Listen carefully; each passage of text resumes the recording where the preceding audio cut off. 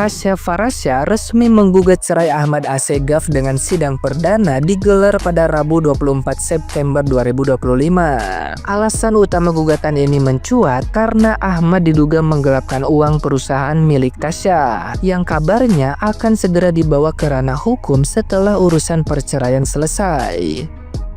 Publik pun teringat dengan celetukan Tasya di masa lalu yang sempat mencurigai kebiasaan Ahmad memberikan uang bulanan dalam amplop bukan transfer. Namun dugaan penggelapan uang yang kini terbongkar membuat omongan lama tersebut seolah menjadi kenyataan pahit. Netizen yang budiman pun ramai menyoroti rekaman video Tasya pada 2022 yang kini viral kembali.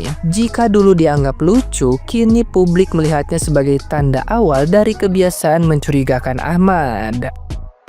Bahkan muncul dugaan bahwa konten Tasya memamerkan uang bulanan hanya settingan belaka. Mengingat ia mengaku tidak pernah mendapat nafkah layak dari suaminya sejak awal pernikahan. Pernikahan mewah mereka yang berlangsung 7 hari 7 malam pada 2018 kini berakhir tragis, menyisakan rasa miris karena semua kilau kebahagiaan tampak hanya semu belaka.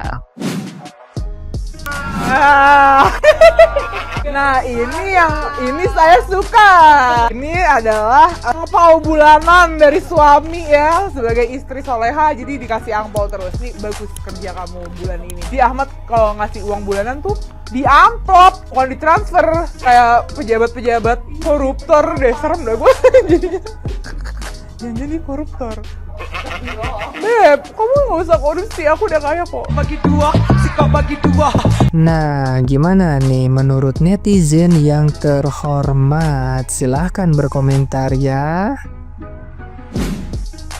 Perempuan sekelas Tasya Farasya aja masih diselingkuhin, apalagi perempuan seperti kita. Ini para perempuan pasti pada bingung dan bertanya-tanya, jadi perempuan seperti apa lagi sih yang membuat laki-laki tuh nggak bakalan selingkuh? Hah? Kagak ada ya, cantik nggak menjamin, pinter nggak menjamin, kaya juga nggak menjamin. Karena yang namanya laki-laki selingkuh itu cuma satu penyebabnya, karena apa? Karena tidak bersyukur. Jadi stop nanya kekurangan si perempuannya di mana, karena di muka bumi ini nggak ada manusia yang sempurna. Jadi ingat, kalau ada laki-laki yang selingkuh itu bukan karena kekurangan si perempuannya, tapi karena si laki-lakinya yang hilang rasa syukurnya, disambut dengan perempuan yang luar biasa gatalnya. Selama menikah aja Tasya Farasya nggak pernah mendapatkan nafkah dari suaminya. Ya, jadi menurut dia gugatan 100 perak itu simbolis doang sih, untuk menunjukkan bahwa ini si bapaknya bertanggung jawab nggak sih sama anak-anaknya. Ya kan, orang selama dia menikah aja nggak pernah dinafkahin gitu kan.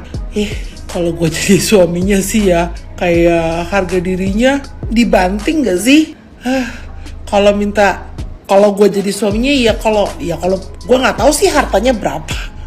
Kalau misalnya dia minta 100 perak, ya kan gue kasih 100 juta. Ya gak sih? Supaya harga diri gue nggak terbanting ya kan? Toh itu kan anak-anaknya juga, bener gak? Kita belajar jadi manusia dari Tasya Farasya. Kemarin adalah sidang perceraian pertama Tasya Farasya dengan suami. Dan yang menariknya adalah si Tasya Farasya ini tampil dengan luar biasa. Si Tasya menggunakan outfit warna kuning. Amazing ya, dia bawa tas Birkin Himalaya yang harganya itu nggak main-main. Di sini gue yakin bahwa Tasya Farasya bukan hanya menunjukkan fashionnya, tapi si Tasya membranding dirinya bahwa gue fine, gue oke, gue nggak masalah, nggak ada lu. Apalagi yang paling heboh adalah si Tasya hanya menuntut suaminya 100 perak rupiah. Dan setahu gua hanya si Tasya yang tidak menuntut harta gono gini atau tuntutan yang lain ke mantan suami. Di sini kita belajar ya bahwa kita harus tunjukkan yang terbaik kepada pasangan yang gak baik. Kenapa Tasya Farasya jadi bukti kalau branding personal itu soal konsistensi, bukan drama. Kalian lihat deh, dari awal dia muncul sampai sekarang, image Tasya tuh stabil banget. Dia dikenal sebagai beauty creator yang classy, profesional, dan kredibel. Dan itu bukan kebetulan ya, tapi hasil konsistensi yang dia bangun dari dulu. Yang menarik, di tengah dunia hiburan yang sering banget nyampurin konten sama drama pribadi, Tasya justru beda. Dia nggak pernah ngandelin sensasi buat naikin nama. Gak ada tuh gimmick murahan atau ribut-ribut yang sengaja di-share ke publik. Fokus dia tuh tetap karya, konten, sama value yang pengen dia bawa. Ini tuh nunjukin satu hal, personal branding yang kuat itu bukan tentang bikin orang kaget tiap hari, tapi tentang bikin orang percaya sama kualitas lo dari waktu ke waktu. Tasya ini jadi contoh nyata kalau konsistensi itu lebih sustainable dibanding drama sementara. Sekarang gue penasaran nih, menurut lo lebih penting mana? Buat bangun branding konsistensi kayak Tasya atau bikin drama biar cepet viral? Coba tulis pendapat kalian di kolom komentar. Sepertinya semua orang mendambakan pernikahan seperti itu ya. Harta melimpah, wajah rupawan, anak-anak yang sehat. Ini kalian, abang sadar nggak kalau kehidupan pernikahan abang itu dambaan semua orang gitu. Walaupun ini belum terkonfirmasi alasannya ya. Konon kabarnya itu dikarenakan nikah siri gitu, selingkuh dan penggelapan uang. Ini kalau benar tuh parah banget ya. Bang, lu nyari apa? Nyari spek seperti apa lagi gitu ya. Katanya kalau misalkan cowok mah semua kayak gitu. Kalau saya berumah tangga udah dari tahun 2012, hampir 13 tahun saya berumah tangga. Mungkin niatnya beda-beda ya, semua orang punya kehidupan masing-masing dalam rumah tangga. Kalau saya, yang memang saya tuh susah banget untuk menjalin hubungan relationship. Makanya setiap hubungan, saya termasuk orang yang susah menikah. Jadi telat nikah lah. Makanya ketika saya dapat seseorang yang tepat, ini pernikahan impian saya. Jadi kalau misalkan saya mencederainya itu, aduh. Ternyata Tasya Farasya beneran ya guys ya. Ya ampun, udah sampai ke sidang. Aku pikir masih gosip-gosip aja. Kok jadi aku yang sedih ya? Karena aku tuh ngefans dari mulai YouTube awalnya Tasya.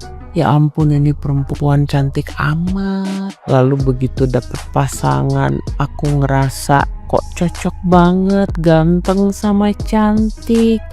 Anak-anaknya lucu-lucu. Jadi jelas ya guys, perkawinan itu bahagia atau enggak, ya cuman yang ngejalanin aja yang tahu. Kita orang luar nggak akan pernah tahu. It takes two to tango. Jadi perkawinan itu urusan dua orang. Dan uang nafkah 100 perak sebulan, kalau suaminya ngerti komunikasi, itu sih penghinaan ya. Tapi kalau suaminya bokis, alhamdulillah, berarti setahun kan cuma 1.200. Betul nggak?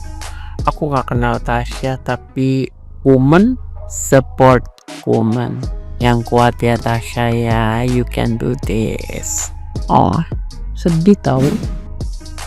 Bener ya kata orang tua, kalau misalnya nikah itu sederhana aja, nggak usah mewah-mewah, nggak usah sampai 7 hari 7 malam, toh ujung-ujungnya nanti juga cerai. Kebanyakan orang yang cerai itu nikahnya mewah-mewah loh, temanya princess loh. Bukan gue yang ngomong, tapi netizen yang ngomong. Apakah benar seperti itu? Mari kita bahas. Gak ada hubungannya nikah mewah sama cerai ya sayang. Di sini jawabannya adalah karena mereka itu independen dan juga mampu secara individu tanpa pasangan mereka. Hidup mereka bakal baik-baik aja kalau misalnya mereka cerai pun, dan juga pasangan mereka itu sudah tidak menguntungkan untuk berada dalam hidup mereka.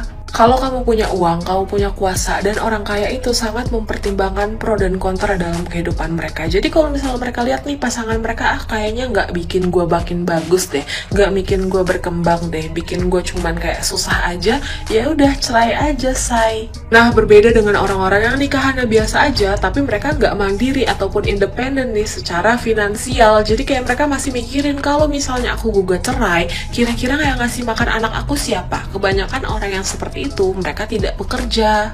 Jadi walaupun sudah di KDRT, walaupun sudah diselingkuhi berkali-kali, ya udah mikirnya karena gue belum mandiri, belum independen, jadi bertahan aja dalam pernikahan tersebut. Mungkin ada di beberapa kasus yang orangnya itu nggak independen secara finansial, tapi mereka tetap memutuskan untuk bercerai gitu ya. Biasanya karena ada bantuan dari keluarga dan mereka masih bisa mikirin mereka nanti kalau misalnya cerai pindahnya kemana. Makanya mereka tidak bertahan dalam hubungan yang toksik. Jadi semoga dari sini terjawab ya. Sebenarnya suka-suka lo aja pengen nikah yang seperti apa gitu loh. Karena kembali lagi putusannya kepada kalian. Jadi segitu aja dari gue, semoga peace, love and go. Bye bye.